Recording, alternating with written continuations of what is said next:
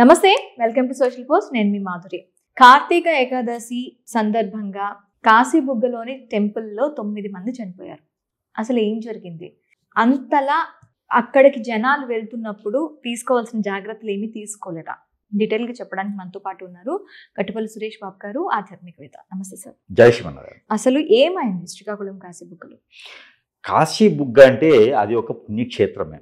కాశీబుగ్గ అనేది చాలా తక్కువ ఉండేటువంటి ప్లేస్ ఉంటుంది. అంటే ఒకేసారి ఒక 2000 మంది వరకు అయితే అక్కడ పాసిబుల్ అయ్యేటువంటి పద్ధతులు అయితే ఉంటుంది. అక్కడ ప్యాకేజ్ వచ్చి 2000 మంది వరకే పడుతున్నారు అక్కడ.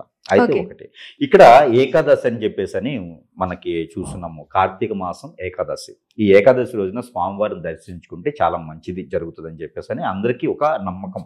ఆ ఒక నమ్మకంతోనే వెళ్తూ ఉంటారు, దర్శనం చేసుకుంటూ ఉంటారు. ప్రతి సంవత్సరం కూడా అక్కడికి చాలా మంది వెళ్తారు, చాలా రకాలుగా వెళ్తారు. కాకపోతే ఈ సంవత్సరం ఏమైందంటే కనుక దాన్ని విస్తీర్ణ అని చెప్పేసి అని ఒక పెద్ద ఆలయంగా దాన్ని చేయాలి, పబ్లిసిటీ చేయాలని చెప్పేసి అని మన ప్రభుత్వాలు కావచ్చు, అక్కడ ఉన్నటువంటి పాలక మండలి కావచ్చు, ఇది ఒక ఆశయంగా వీరు ఎంచుకొని ఆలయ కమిటీ ధర్మకర్తలు అందరూ కూడా ఊనుకొని అది ఆలయం ఒక శ్రీశైలంలానో తిరుపతి లాగానో లేకపోతే ఒక దుర్గామాత విజయవాడలానో తీర్చిదిద్దాలి అని చెప్పేసి ఒక దీంతో పబ్లిసిటీ అనేది బాగా చేశారు.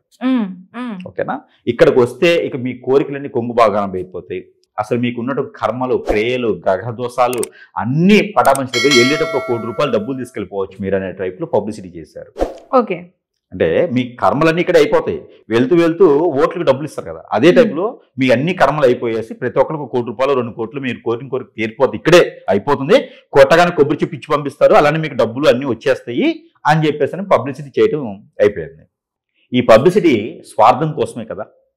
ఆలయం ఇదే సందర్భంగా డెవలప్ చేయాలని చెప్పేసి ఇప్పుడు రేపటి రోజున అక్కడ ఏమైందంటే ప్రాజెక్టులు వస్తాయి.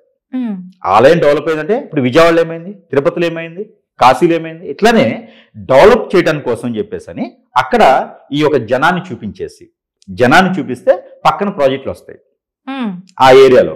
ఆ ప్రాజెక్టుల కల్లా ల్యాండ్ కూల్ అవుతుంది. ఎవరికి ల్యాండ్ కూల్ అవుతుంది అంటే నాయకులకి, ప్రభుత్వానికి కాదు, నాయకులకి. అక్కడ ఉన్న బడాబాబులు ల్యాండ్ కూల్ చేస్తారు ఆ ఆలయం సర్వనింగా. ల్యాండ్ కూల్ చేస్తే అక్కడ హోటల్స్ వస్తాయి, కార్యకార్యాలు చేసుకోవచ్చు, అక్కడ రెస్టారెంట్స్ వస్తాయి, అక్కడ ఓయూలు అన్నీ వస్తాయి. ముందు అవే వస్తాయి, గెస్ట్ హౌస్లు ఏర్పడతాయి. ఆ తర్వాత ల్యాండ్ కూల్ అంటే వెంచర్లు వేయడం, తర్వాత ఏదో చిన్నపాటి కంపెనీలు వస్తాయి, కళ్ళనీళ్ళు తుడపడానికి ఒక కంపెనీలు వస్తాయి, దాంట్లో జాబ్స్ అవుట్ సోర్సింగ్ జాబ్స్ వస్తాయి అంతే. అప్పుడు అక్కడ చూపించేసి ఆలయం డెవలప్ చేస్తారు. ఆలయానికి ఒక కమిటీ ఏర్పడేసి అక్కడ వచ్చిన ఆదాయాలు ప్రభుత్వాలు తింటాయి, అక్కడ పాలక మండలి తింటుంది, ప్రభుత్వాలు తింటాయి. అక్కడ టూరిజం స్పాట్ వస్తుంది. టూరిజం రాగానే ఇదంతా 4-5 years అయిపోతుంది. టూరిజం రాగానే అక్కడ ఇప్పుడు వీళ్ళు ల్యాండ్ కూల్ చేశారు కదా, అవి వెంచర్లు వేసుకొని బినామీలు ఉండేసి వాటిలో కన్స్ట్రక్షన్ చేసేసి డబ్బు సంపాదించుకుంటారు.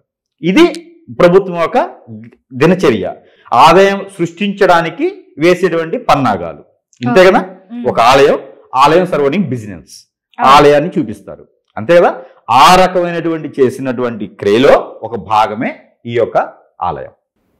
కాశీబుగ్గ ఆలయం ఫేమస్ టెంపులేనండి. కాకపోతే ఫేమస్ టెంపుల్ శ్రీకాకుళంలో డెవలప్ కానీ పురాతన టెంపుల్స్ చాలా ఉన్నాయి. అరసవల్లి, శ్రీకూర్మం, శ్రీముఖలింగం, రాయివలస, ఇలాంటి టెంపుల్స్ డెవలప్మెంట్ కి నోచుకొని టెంపుల్స్ ఉన్నాయి.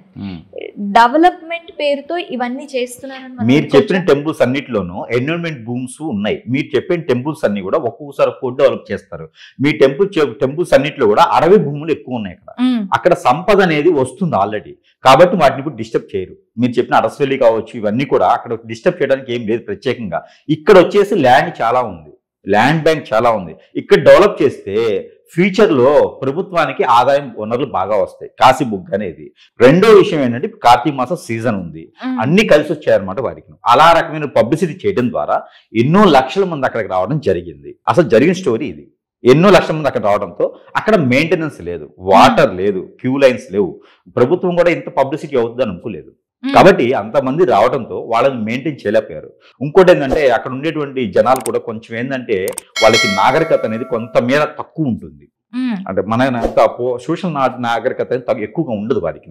కానీ అంత పబ్లిసిటీ చేయడంతో నిజంగానే వారి కోరికలు తీరతాయేమో ఈ రోజు దర్శనం చేసుకుంటే అనే ఒక భావనలో వాళ్ళ తప్పు కాదు, వాళ్ళు రావడం జరుగుతుంది.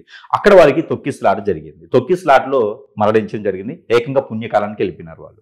పుణ్యం వారికి వెంటనే వచ్చింది. డబ్బు కోరికలేమో కానీ పుణ్యం అయితే వెంటనే వచ్చేసింది వారికి. ఎందుకండి అంత ప్రాచుర్యం చెందినటువంటి ఆలయం కదా. లాస్ట్ టైం తిరుపతిలో ఏమైంది? తిరుపతిలో కూడా సేమ్ తిరుపతిలో కూడా అదేగా జరిగింది. ఎంత నాగరికత చెందినటువంటి ఆలయం, ఎన్ని వనరులు ఉన్నాయి అక్కడ, ఎంత ప్రశాంతమైన ప్లేస్ ఉంది, ఎన్ని రకాలుగా ఉన్న అక్కడ అరేంజ్ చేయగలుగుతారు. కానీ అక్కడ కూడా అలా జరిగిపోయింది.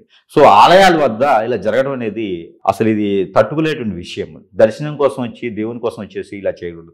ప్రజలు కూడా ఒకటి బాగా అలవాటు చేసుకోవాలి. ప్రత్యేకమైనటువంటి దినాలని ఉంటాయి కొన్ని, ప్రత్యేకమైన రోజులని. కార్తీక మాసం సోమవారం, కార్తీక మాసం పౌర్ణమి రోజు దేవుడు గుర్తొస్తాడు జనానికి. లేదంటే జనవరి 1 రోజు జనానికి దేవుడు గుర్తొస్తాడు. మనకి శ్వాస పీల్చుకున్నంత వరకు కూడా దేవుని ధ్యానంలో ఉండాలి కదా. మనల్ని చూసుకునే దేవుడా నన్ను కాపాడనుకునే వాళ్ళు కదా. దేవుడు మన మదిలో ప్రతిరోజు ఉంటాడు కదా. పోతూ వస్తూ ఎక్కడే ఏదో రోజు దండం పెట్టుకోవచ్చు.